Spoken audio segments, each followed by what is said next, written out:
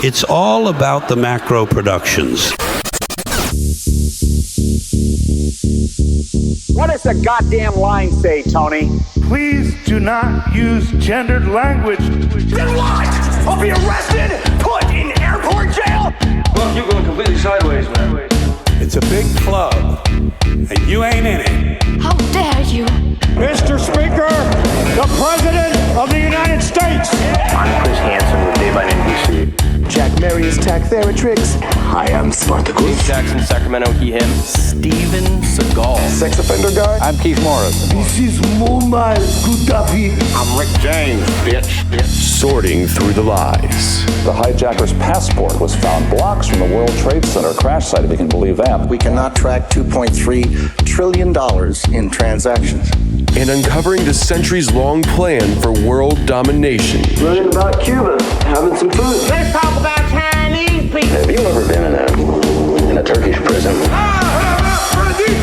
Swangled from Fort Lauderdale. I have sent 6 of my Libyan missiles to blow up the CS hardware department. Nothing could be more fun than jumping off a cliff with 2 German bisexuals. Oh, you English are so superior, aren't you? Thank you, comrade. And now, macroaggressions. That's what assholes call it.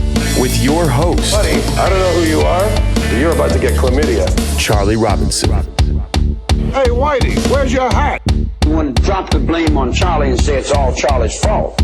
He was a retard. I get some goddamn diuretic.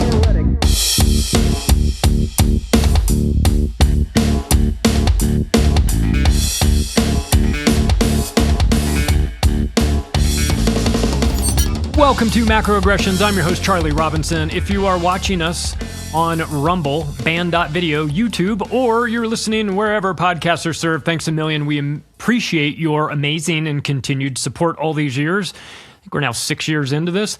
Thank you so much. If you haven't rated the show, take about 2 seconds and please give us 5 stars as we fight this retarded algorithm battle against the powers that be. If you are interested in connecting with me, macroaggressions.io is the website. Activistpost.com is a great place to get your news every day. And we have a couple new sponsors that help to make this show happen. Ground Lux. Do you guys have grounding mats? I asked Tim James, who is the company that you use for your grounding mats? And he sent me to Ground Lux. And he was right. I wound up buying a couple of them, gave them out as Christmas presents. If you are interested in getting the #1 best-selling ground sheets, they're fitted sheets. They fit to your bed. Organic cotton, 90% organic cotton, 10% silver fiber. It's machine washable. You get better sleep, less pain, and reduced inflammation, all those good things. You can get, it's like a grounding mat for your bed. There's also a grounding mat for your desk, too. I have my feet on mine right now. You can get them. They're easy to buy. You can check it out. This company is based in the United States. It has a 60-day return policy. If you don't like what you found, you can go to groundlux.com, GROUNDLUXE.com, and use the discount code MACRO to save yourself some money on this one.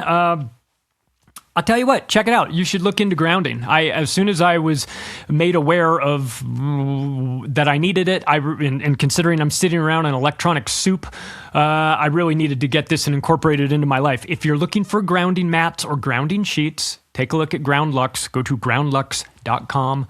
Promo code MACRO. Links will be down in the show notes. Also, here's a new sponsor for you. Guys, if you own your house and you have equity in it and you got a pretty good credit score and you're cash flow positive, company called Replace Your Mortgage. This was referred to me by Texas Larry. Texas Larry was the guy who hooked me up with Legal Shield. When Texas Larry calls you and says, I have something, you listen because it's always fantastic. And this one is great. A+ rating with the Better Business Bureau.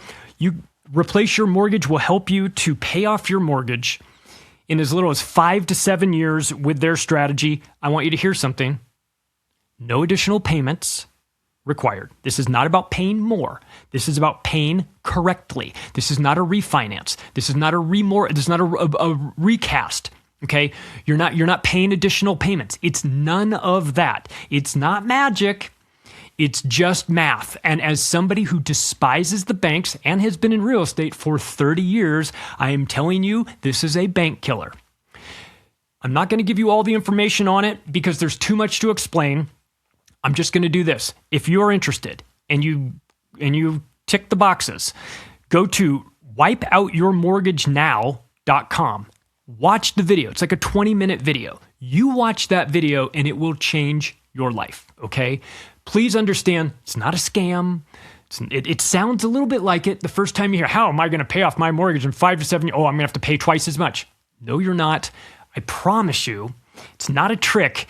It's just compound interest, math, and time.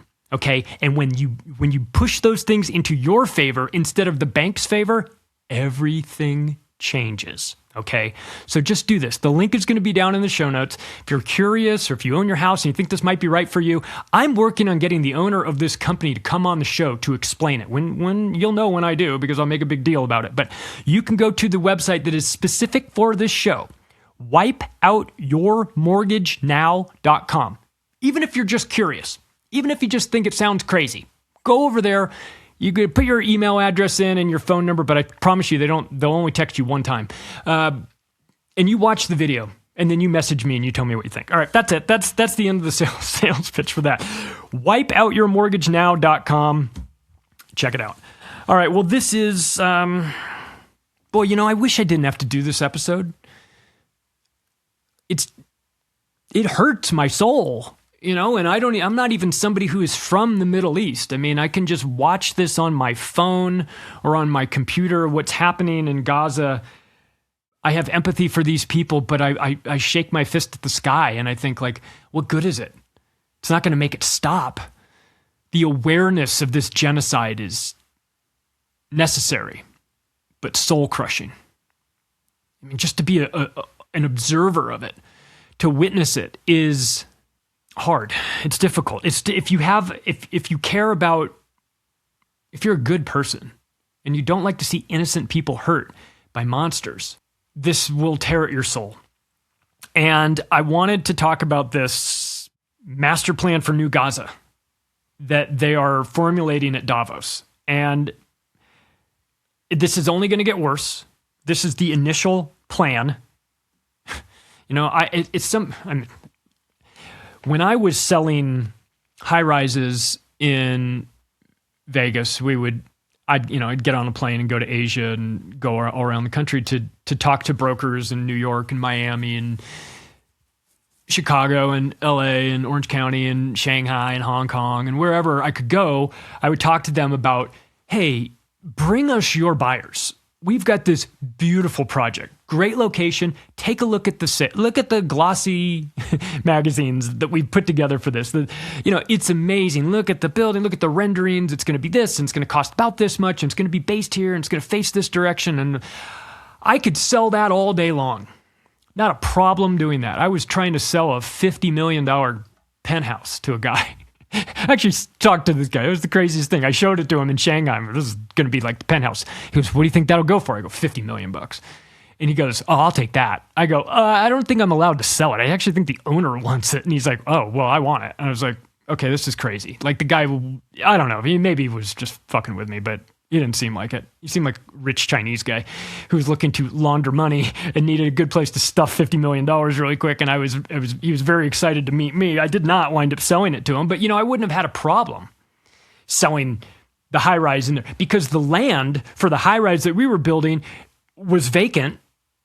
When the owner bought it, it's right in front of the Palms, we didn't have to murder all the children that were on it. You see, had we needed to murder everybody that was currently on the land, I don't know that I would have been the best salesperson.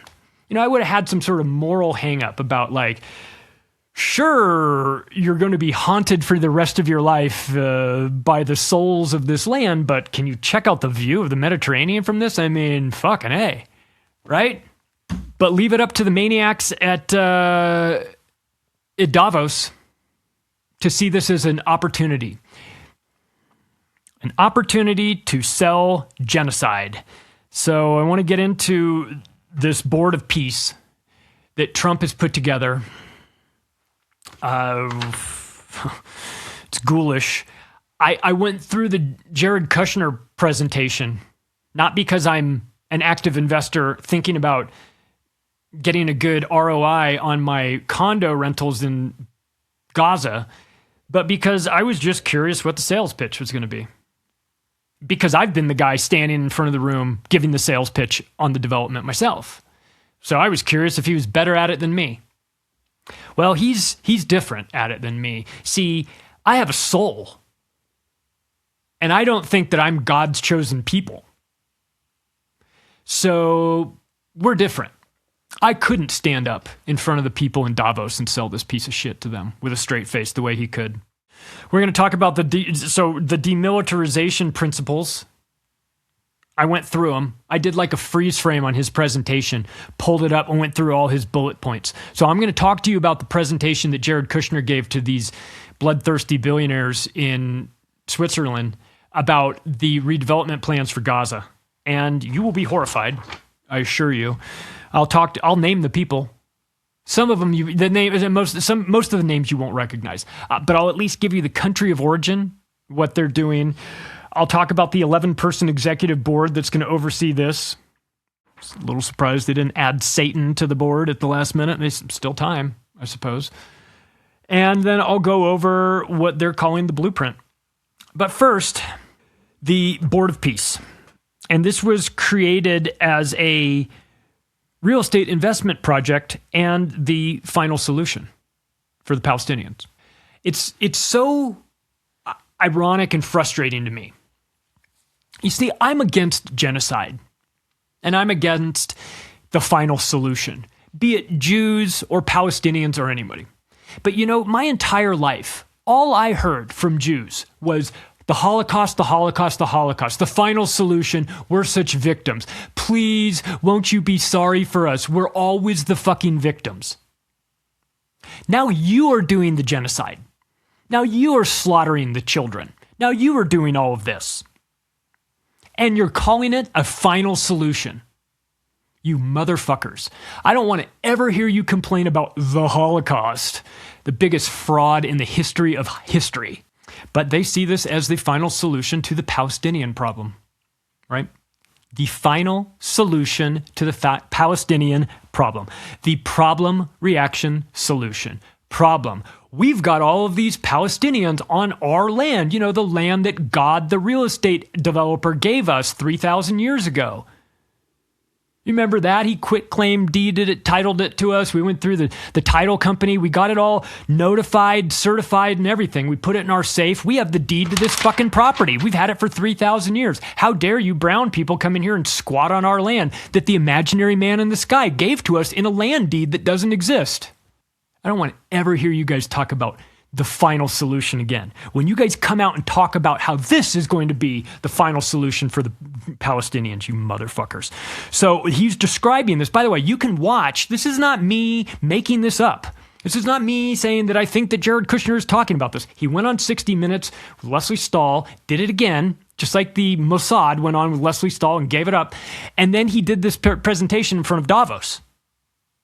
So it's not like they're having these discussions behind closed doors and you're like, oh, you conspiracy theorists with your ideas. They're not redeveloping Gaza into this beautiful Riviera on the Mediterranean, the next, whatever. You crazy people with your ideas. Bitch, they're plotting it openly. It's a $1 billion entry fee to get into this club. We'll get to that. But when discussing the plan, with 60 Minutes, with Special Envoy Steve Witkoff and Jared Kushner, they admit that the plan to rebuild Gaza was conceptualized before October 7th. I want you to hear that again. They admitted that they came up with the plan for redeveloping Gaza before October 7th. Now, I was told that the reason why you had to go in there and commit a genocide was because of October 7th. How did you know that there weren't going to be any more people in there before October 7th if this was a totally surprise attack that you had nothing to do with? Wink, wink, nod, nod. We're not stupid. We know what the fuck is going on here. This is the craziest timeshare presentation I've ever seen. I went to one in Maui when I was there because I was in new home sales. And they're like, hey, you want to come to this timeshare presentation? I knew I wasn't going to buy one. I was like, let's see how good this salesperson is. Fine, I'll go. What are you going to give me? I started negotiating. What are you going to give me? And I went to, and so now I know from experience what a timeshare presentation looks like. It is amazing. They're really good at what they do. They have like 3 hours to sell you something that you don't need, don't want, and will try to return the minute you get home. And they do it. They do it very well. They're good at selling it.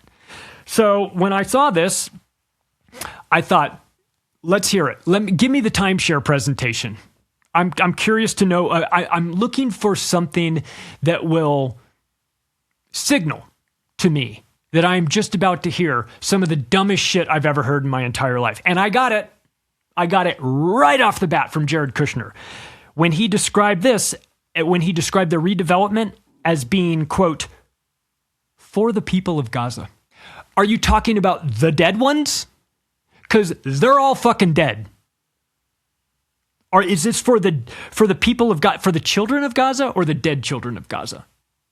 Is it for the people of Gaza? So they're going to get to live there in these places? No.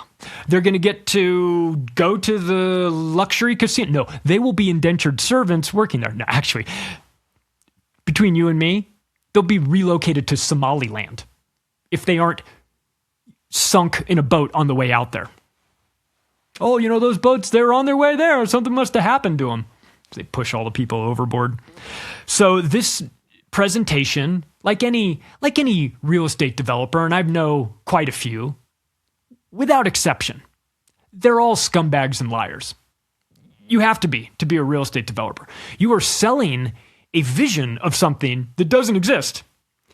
When you're doing it's one thing if you build the building and it's there and then people can walk in. I'm talking about selling things. I'm talking about if you're, like in my case, when I was in new home sales, I sold houses that didn't exist. I sold houses that you had to pick the lot and then build the house. I could sell houses all day long that were like there to build, but I sold 12 houses in one day that didn't even exist.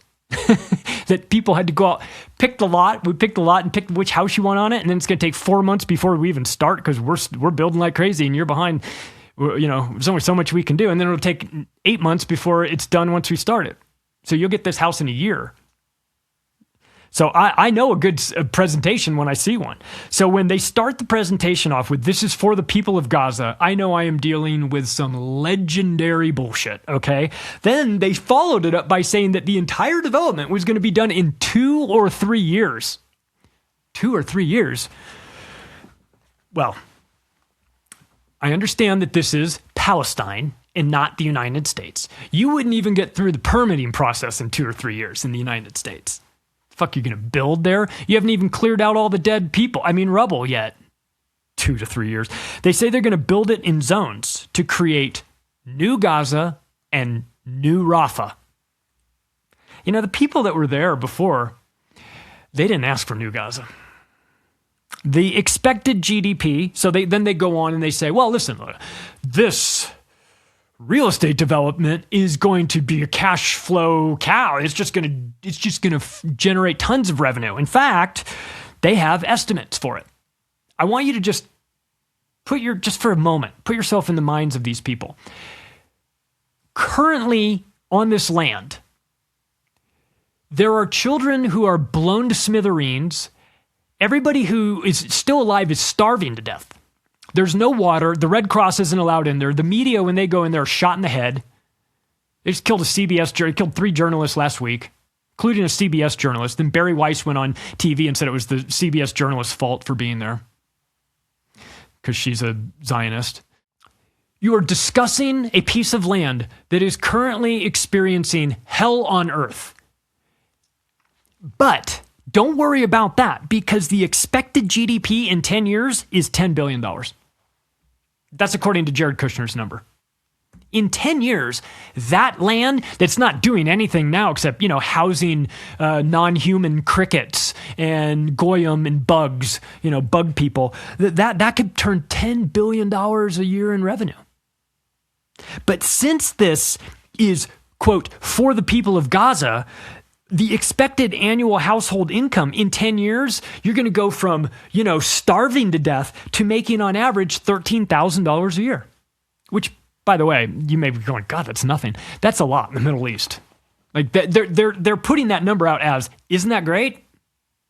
Like Americans look at that and go, $13,000 a year, that is fucking starving, right? But if you're in it's might as well be, it's a $300,000 a year job if you're in Gaza, right?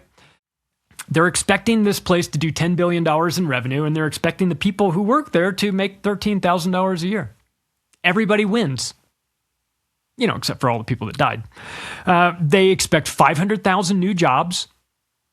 Can I point out a logistics issue here? And I'm not trying to be a smartass here, but if there's 500,000 new jobs in construction, maybe stop killing all the men who are going to be the ones that they're going to import people from Tahiti to work there or something. I don't know. They'll import slaves they'll probably do a swap. They'll say, we're going to send all these Palestinians to Somaliland, and then we'll grab a bunch of these 60 IQ Somalis and we'll bring them back, and then we'll make them do all the jobs. Then we can, discard them when we're done with it. The 500,000 new jobs are going to be in the following industries: construction, agriculture, manufacturing, and services. They also are seeking to create a digital economy, kind of like Dubai, but maybe without the crypto Instagram influencers or something like that. But they envision this being like a very tech forward place. If you've seen the renderings of it, it looks like the Jetsons, By the way, real estate developers always do that shit. When you look at the renderings and then you look at what it actually is going to be, I don't know what your calculation needs to be, but you need to add at least a 20% disappointment factor into that, because it's never going to look exactly how it's supposed to. They talk about some of the things that they're going to need to do for this master plan. $1.5 billion in investments in vocational schools and retraining the entire labor force. Got to retrain these dummies. They don't know anything. We got to teach them how to work at the casinos. We got to teach him how to stack chips and count cards and give this guy, make sure that this guy gets a Jack and Coke when he, and make sure that this guy always, has to hit on 16. We're going to teach all these people how to do this. It's going to be great. $25 billion of investments in modern, reliable utilities and public services. So it's an infrastructure make-work project as well, right? There's another $3 billion that they seek for investments in commercial zones, business districts, and micro grants and mini loans. So they're talking about building this out. It's got a very Belt and Road Initiative feel to it. Like, we'll build out a great port. We'll lay in all this infrastructure. We'll bring some good rail in here. One of the interesting things about this, when you look at the location of this master plan area, it's in the southern part, the very, very southern part, but it does not border Egypt, only Israel. That wasn't accidental. They didn't want to put the southern border of this landlocked open-air concentration camp on the border of Egypt, because people would escape out through Egypt. So now you can't escape out, because it's almost as far south as Egypt, but it's not. There's a strip of Israeli land between you and Egypt, between this piece of land and Egypt. And on top of that, they also control the coastal road. The coastal road is under Israel's control. So they basically put a box around this entire thing. You're not going to get there. Israel controls it in all four directions, right? They are planning on building 3 islands just offshore so that the rich can move there and oversee all the chaos. And of this board of peace that Trump created, Trump will be the chairman of the board of peace in a true Orwellian inversion. The guy that just got done bombing the shit out of multiple countries, children, women, old people, that guy is going to be the chairman of the board of peace. George Orwell told us. He told us this was coming. He told us. There is also, I suppose, the chairman of the Board of Peace is the perfect person to put forth the 20-point peace plan that was proposed by the two least trustworthy countries in the world, the United States and Israel. I mean, I'm about to die of irony that the United States and Israel are starting the Board of Peace. I mean, holy fucking shit. It just requires us to stop and stand in awe of the audacity of these motherfuckers to create the Board of Peace.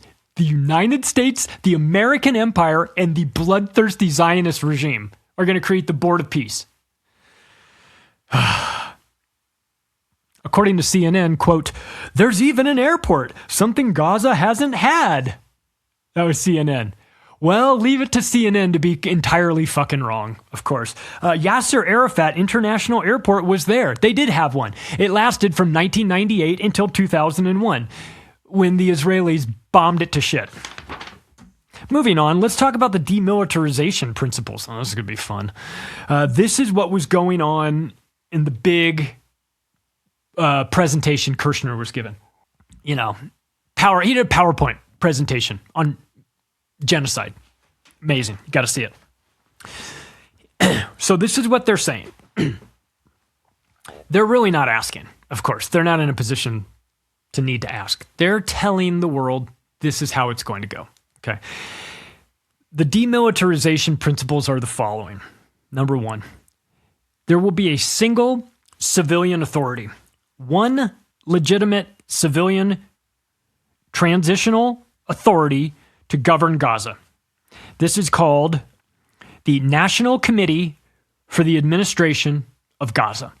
And they're going to make that an acronym because they're assholes. NCAG. National Committee for the Administration of Gaza. NCAG. This is the group of Zionists who are going to decide what they do to Gaza. Okay. Later, and they say, and later it will be called the Palestinian Authority when it completes reforms. Here's a spoiler alert. It's never going to complete reforms. It's never going to be called the Palestinian Authority. You understand? Next on this, one authority, one law, one weapon. All weapons authorized by one authority only, NCAG. They are in charge of the weapons. Next, monopoly on force. Holy shit, I can't believe they put it in there because we're always saying the state has a monopoly on force. Slide number 3 in Jared Kushner's presentation, monopoly on force. All militant armed groups, internal security, and police organizations dismantled or integrated into NCAG following rigorous vetting. And when they say integrated into NCAG, what they mean is put up against the wall and shot in the head. Just so you know. They're not going to allow former Palestinians to say, oh, I've seen the errors of my ways. I've converted and I'm going to be a good boy. Now you can give me a gun. That's never going to happen. Palestinian-led process, led by Palestinians. Palestinians-led is what they say, is the name of the slide. Process led by Palestinians, internationally verified. It's not led by Palestinians. This is a sales pitch. This is the timeshare sales pitch. Hey, this idea of the Palestinians. No, it isn't. It's going to be led by them. Well, maybe it's not their idea, but they're going to be in charge. They're all dead. What are you talking about? You've murdered them. They're not going to be in charge of anything. The ones that you put, that are still alive are most definitely not in charge. I think everybody knows that they're most definitely not leading this. So when the fifth note on here, 1, 2, 3, 4, fourth note is Palestinian-led, that's a lie. Period. Next, comprehensive decommissioning. I thought that's what you guys have been doing for the last 2 years by bombing the shit out of every building. That seems like comprehensive decommissioning to me, but I think they have a different version of it. Oh, they mean heavy weapons, tunnels, military infrastructure, weapons production facilities, and munitions are all to be destroyed. You'll own nothing and be happy? You'll have no tunnel and be happy? Next on the list, personal security for disarmament. Heavy weapons decommissioned immediately. Quite literally the first thing they're going to do is go to every single gun that those guys have and either steal it or blow it up. Personal arms registered and decommissioned by sector as NCAG police becomes capable of guaranteeing personal security. Then they say this. This is their line. The end state, only NCAG sanctioned personnel may carry weapons. So they're going to disarm the entire population of New Gaza and New Rafah. They're going to disarm them. They're going to get all the weapons, either take them or blow them up. They're going to get rid of all the tunnels. They're going to dismantle every bit of communications that they have. And they are going to make sure that only their people are armed. This is going to end so badly. Next on the list. Demilitarization unlocks investment. Reconstruction only in sectors with full disarmament. We're not going to rebuild you into this Jetson city if you don't give up all your guns. Better give up all your guns.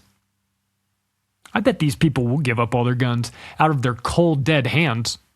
Next on the list is amnesty and reintegration. The Israelis are not going to give you amnesty. I hope you understand that you are dealing with people who are not to be trusted in any sort of negotiations at all. Disarmament rewarded with amnesty and reintegration or safe passage. Get on board or get the fuck out. We will give you safe passage, meaning after we've disarmed everybody, we're going to reintegrate you, meaning you're going to get on board with our program, or we're going to give you safe passage. They're going to launch you in a catapult to the moon. That's what they're going to do. They're going to put you in a trebuchet and launch you to Egypt. That's how you're getting safe passage out of here. Next on the list, sequenced and verified. Sequenced and verified. Phased execution with independent verification that leads to calibrated IDF withdrawal to the security perimeter based on agreed upon standards.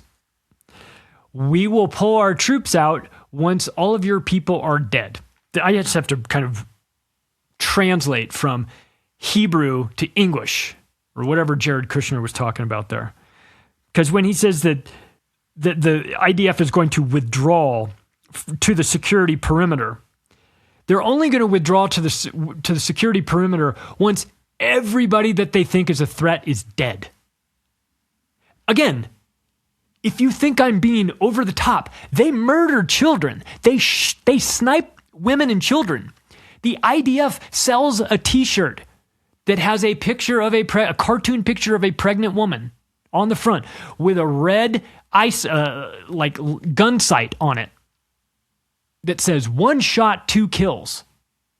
So if you think that they're not going to shoot the cops, the ex-cops, or anybody that had anybody who's military age fighting men, they're going to be the first ones put up against the wall. If you deny this, you don't understand history, and you certainly don't understand the Israelis. There is no line in the sand that they won't cross. Anything is they have the Samson option, which is if we're getting our asses kicked, we launch all our nuclear missiles and destroy the world. That's who these people are. Keep that in mind.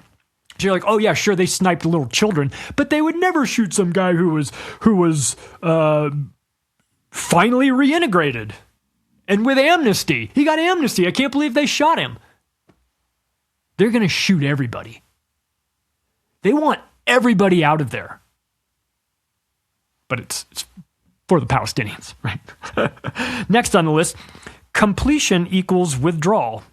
Gaza-wide demilitarization enables full IDF withdrawal to the security perimeter. It's basically just it's an add-on to the one before. Again, everything in Gaza is going to not just New Gaza, but everything in this whole area is going to need to be fully demilitarized before the IDF withdrawals. By the way, when they withdraw, they will withdraw to the new walls and barbed wire that they put around this place, like they did the other place. There'll just be new property lines. Now, part of my enragement of watching Jared Kushner. First of all, if I thought I could get away with it, that's the type of guy who just has a punchable face, Jared Kushner, right? But during this presentation, and it's already gross on like 8 different levels. But on top of that, on 2 different occasions, this fucking guy told people, just calm down for 30 days. People were starting to ask questions. They're like, people were raising, they're like, have you cleared this with everybody? Like, what about this? What about that? He goes, just calm down for 30 days. And everyone's like, I'm sorry, that is not an answer. We have real questions about this. So they pushed more and more. His response to it, a second time, just calm down for 30 days. Fuck this guy. All the devils are there. Let's talk about this. It's not just Trump. Jared Kushner is taking the point on this, but it's the most ambitious development project ever for Jared Kushner. You know, he co-founded a company called Cadre with his brother Josh Kushner, and it's amazing. Even though his father was in prison for fraud, and Trump pardoned him because he's another Israeli criminal running scams and Ponzi schemes and all these things, grifters. But when Jared Kushner and Josh Kushner decided to start their real estate investment company Cadre, they borrowed $250 million to do it. Which is, not easy for everybody to get access to. You want to take a wild guess who they borrowed that money from? George Soros. So when Trump comes out and says, we got to stop George Soros and the dark network of funding that he's behind, that dude loaned your son-in-law $250 million. What in the actual fuck are you even talking about? We're going to get Soros and we're going to lock him up. No, you're not. No, you're not. You know why you're not going to lock him up? You know why Donald Trump is not going to lock up George Soros? Because in 2004, he borrowed $160 million from him to build Trump Chicago. I think in 2007, though, if you knew who Jared Kushner was, if he was on your radar, you might have been signs that he was the Antichrist. Like when he bought a $1.8 billion building in 2007. By the way, at the absolute wrong time to be buying a building in Manhattan and pay $1.8 billion for it. Do you know what building it was? It's on Fifth Avenue. I mean, I give him points for buying a beautiful building on Fifth Avenue. The address of the building? 666 Fifth Avenue. The scumbags, participants in the signing event and who sit on the Board of Peace was it was a bunch of guys whose names I've never even heard of, I'll be honest with you. But some of them are familiar. You would recognize them. Javier Milei, the chainsaw fake anarchist, Zionist on his knees, sucking Benjamin Netanyahu's dick in Argentina. That guy, Javier Milei? Yeah, what a surprise. He's involved with these scumbags. I'm not surprised. Not even. Viktor Orban from Hungary. I'm a little surprised at this, because he seems to be kind of anti the whole agenda, but you can only be anti so long. You know, if you're the president of Hungary, you may be based at a certain level, but you're still in the club. Who else is on this list? Oh, Vladimir Putin. Mm-hmm. Yeah, he got invited to this. Isn't it funny? I thought Vladimir Putin was the devil. I thought he was an actual monster who was raining bombs on the poor, unsuspecting Ukrainians that didn't do nothing. I thought Vladimir Putin was the devil himself. He's on the Board of Peace. Doesn't that seem weird to you? The other people it's a $1 billion entrance fee, as I mentioned. This ride ain't free, bitch. You know, if you want to be involved in this, if you want to get involved in this amazing, the greatest real estate development opportunity of your lives, believe me, then you better have some money. So there's a bunch of people and they all have different titles, and their titles are like, Deputy Secretary of Interior or something like that. But the countries that are represented, a bunch of them are Muslim countries, which is a problem. I mean, should be philosophically a problem, but apparently money talks and your religion walks. But the countries that are behind this as well: Bahrain, Morocco, Armenia, Azerbaijan, Bulgaria, Indonesia. The largest Muslim population in the world, by the way, is in Indonesia. But Indonesia is totally fine with you destroying and killing all the Muslim children there. It's fine. Who cares? There'll be more. Jordan is involved, Kazakhstan, Kosovo, Pakistan, Paraguay, Qatar, Saudi Arabia, Turkey, United Arab Emirates, Uzbekistan, and Mongolia. You want to know what's ironic about this? Not surprising, but definitely ironic. 11 of the 25 countries on Trump's Board of Peace are currently banned from immigration visas to the United States. You know, because of terrorism and stuff like that. Banned from the United States for being terrorists on the Board of Peace. God, you take as much time as you need for that to make sense. You know who wasn't there? You know who wasn't there at Davos to sign all of this with the Board of Peace and the I guess blowjobs or whatever, the hand jobs or something? Benjamin Netanyahu wasn't there. Isn't that weird? That the president, he would have been there, you know, except that there's an international arrest warrant out for him by the international, the ICC, the World Court is looking for him for genocides and crimes against humanity. So there's certain countries, you know, like Switzerland, where he can't show up for fear of being arrested. But Board of Peace, guys, he's on the Board of Peace. Just show him your card that you're on. Just show him your membership card. I'm on the Board of Peace. Like, I get to, you know, it's like I get to go through. Tony Blair is deeply involved through the Tony Blair Institute for Global Change. Did you know that there is a Tony Blair Institute for Global Change? Could you imagine working at the Tony Blair Institute for Global Change?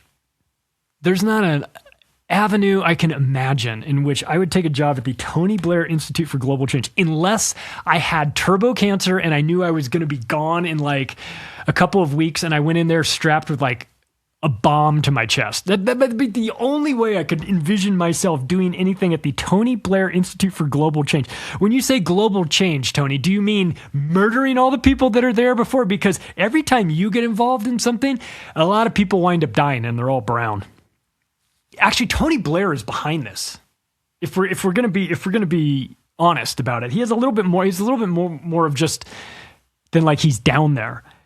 He suggested the Trump Riviera. He actually suggested this to Trump. It was his idea in something called the Great Trust redevelopment proposal. This was before the genocide proposal. What are we calling this? Well, Board of Peace, but final solution. This was before the final. This was the second to final solution. This was the penultimate solution. Something called the Great Trust, a redevelopment proposal that, quite frankly, didn't go far enough. Here's a question that I have, and I've listed off all these countries: Bahrain, Morocco, Indonesia, Pakistan, all these countries. And I also mentioned that a lot of them are Muslim. How do you get them to support this? Like, honestly, how do you get Indonesia, with the largest Muslim population in the world, to convince their entire population that it is totally fine that the Muslims who used to live there are all now dead and they're going to be replaced by your sworn enemy, the Jews? And you're supporting this and giving $1 billion to the redevelopment? How are you selling this? I have maybe an answer to that. I think every single one of these world leaders is compromised.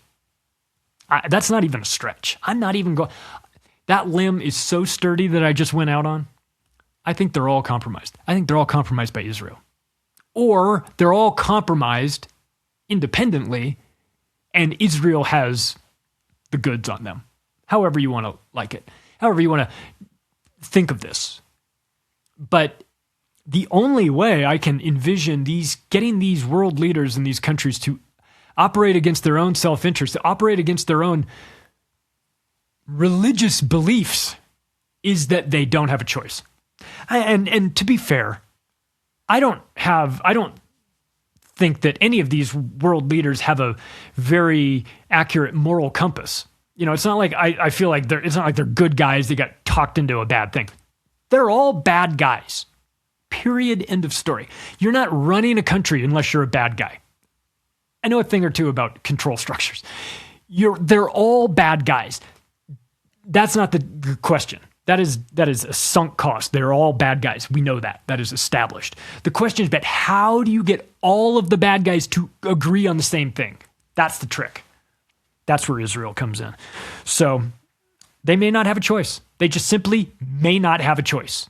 Some other people who are involved in this as well, you hear these names, or at least the companies that they're in bed with or that they work for, and you'll go, oh, this is bad, but not surprising. Ajay Banja from the World Bank, he's there. Mark Rowan, how does that name sound familiar? Apollo Global Management. Oh yeah, Apollo Global Management. Wait, hang on a second. Who was in charge before Mark? Leon Black. And why is Leon Black not in charge anymore? Well, he had to step down. Why did he have to step down? Because of the Epstein files. I think that this is so deep. I think that these people are at the table because they have to be. Let's talk a little bit about the 11-person executive board, because these people that I mentioned, Javier Milei, Viktor Orban, Putin, these guys are not on the board. They're big players. They're members. They're part of it, but they're not on the board. The board is only 11 people. And I'm going to tell you who's on it.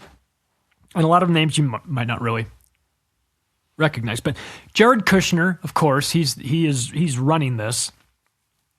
Trump is the chairman, but he's got things going on. So Jared's essentially running this with Steve Witkoff, both Zionists. Okay, Tony Blair, he's on the board. Mark Rowan, just mentioned this. So Apollo Global Management. So Jeffrey Epstein's in the building. And Nikolay Melodov, this is Gaza. This is the guy who links the NCAG to the executive board. So the guy who's going to be the go-between between this executive board and then the big group who's in charge of Gaza is this person named Nikolay Maladov. And he's from Gaza, so he's an internal guy, obviously compromised, but he's one of them. So the guy who's going to do the communicating between the chairman of the board, the board of directors, and the actual group is going to be this one guy. The reason why it's this one guy instead of, say, Jared Kushner is because this guy's in Gaza. He's there. He's a agreed upon guy in Gaza that they want to be in charge. Also on the 11-person board is some names that you won't know, but I'll tell you what their title is.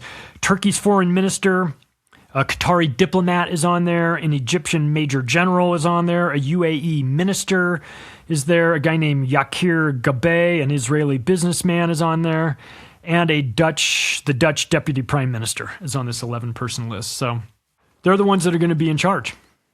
They're the ones that are going to be making the decisions on this. So I think that it's important for us to pay attention to what's happening in Gaza for a variety of reasons.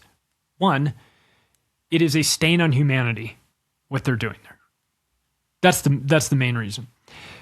And you may say, I have sympathy for these people, and I don't wish this on them, but it's not my problem. And frankly, what am I going to do about it anyway? Well, what are you going to do about it? I get it.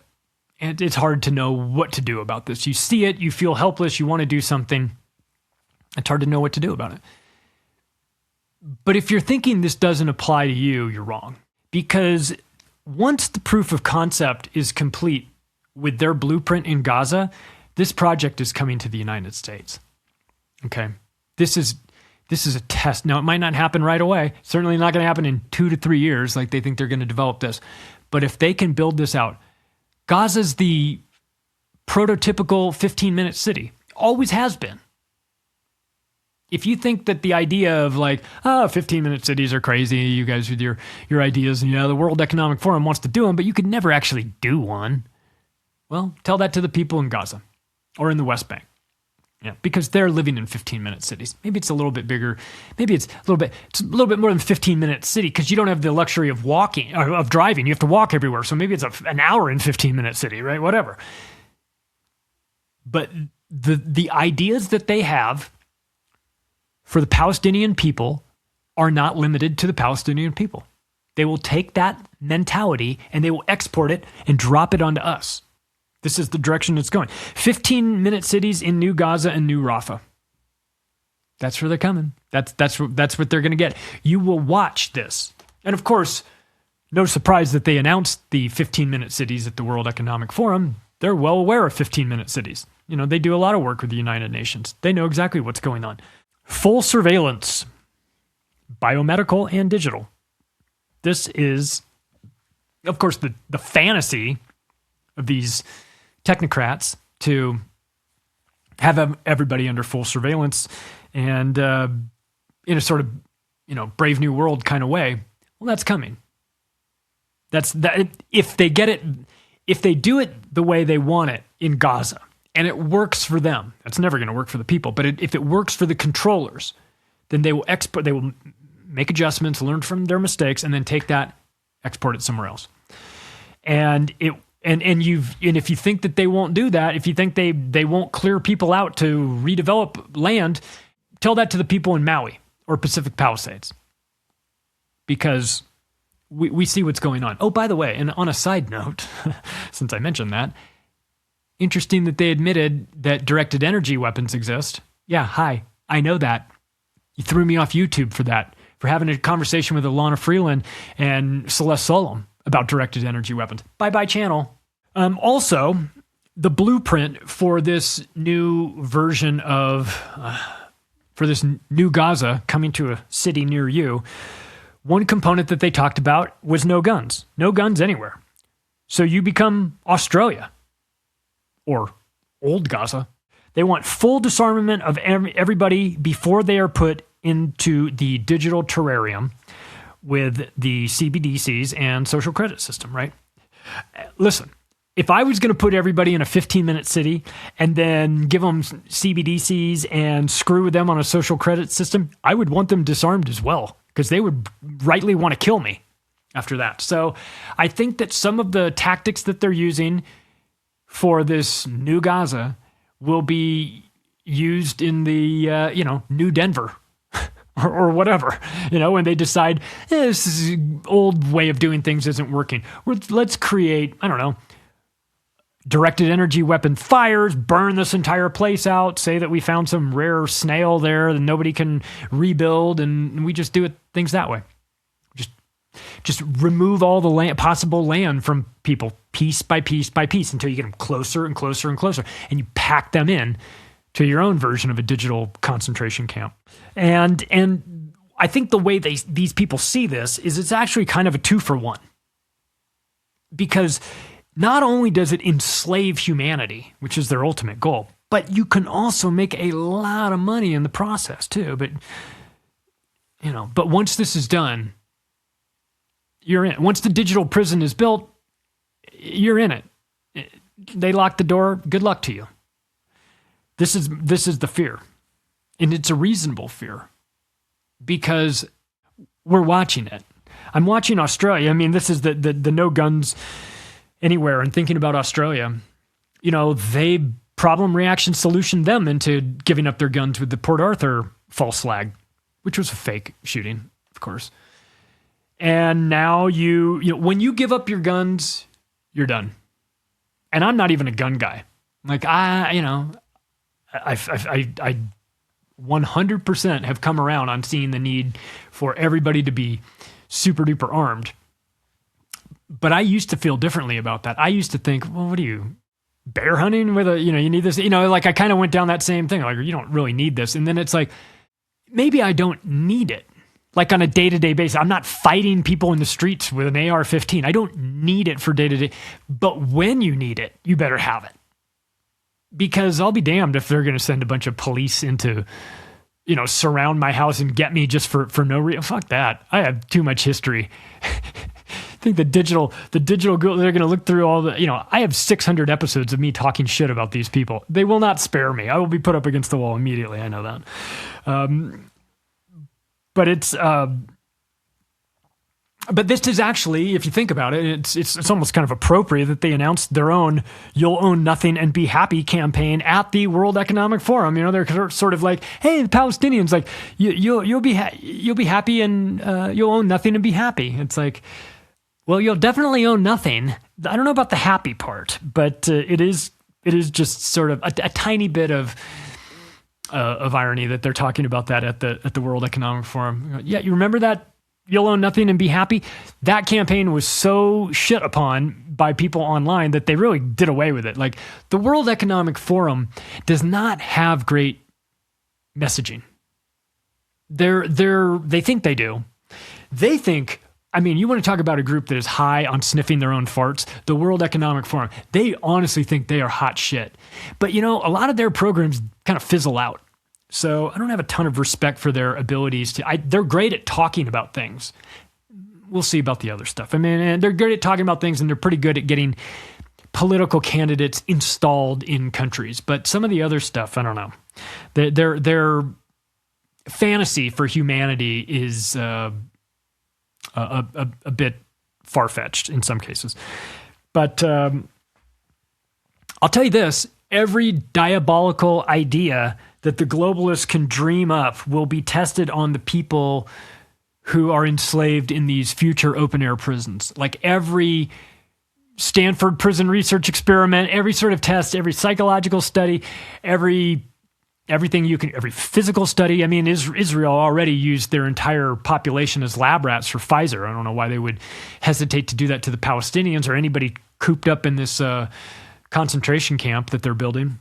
But it will become a laboratory for every bad idea, unfortunately. And of course, as I'm digging through all this and researching this, I find a quote for, you know, Ben Smotrich is. I think he's like the health minister, but he's as crazy as Ben Gvir and all the other guys there. He's on a camera, presumably sober, I don't know, but he's in front of a camera and a microphone. And this is his quote: "International law does not apply to Jews. That's the difference between the chosen people and the others." Guys, we've been doing it wrong. International law doesn't apply to the Jews. If I say that, like I just did, I'm a raving anti-Semite. When Ben Smotrich says it, he gets thunderous applause. International law does not apply to Jews. That's the difference between the chosen people and the others. I just have to say, I'm not a really God here or there, but with all the people out there, I find it really hard to imagine that God would choose you. In Australia, it's now illegal to say Israel is committing a genocide. Illegal. They can take you away in handcuffs in Australia for saying that Israel is committing a genocide. Boy, that Voltaire quote is more and more insightful every single day. And by the way, I'd say in Australia, since it's illegal to say that Israel is committing a genocide, it's probably illegal to mention that Israel just murdered 3 more journalists, right? This is one of the most, ghoulish spectacles ever conjured up by the Zionists, this real estate development project. Built on the rubble of hundreds of thousands of dead civilians, dead children. May there never be peace for those monsters who steal this land, and may the ghosts of the children haunt them for eternity. Continuing, ethnic cleansing in Gaza is going to lead to the new Gaza Riviera. And if you have a problem with that, just calm down for 30 days.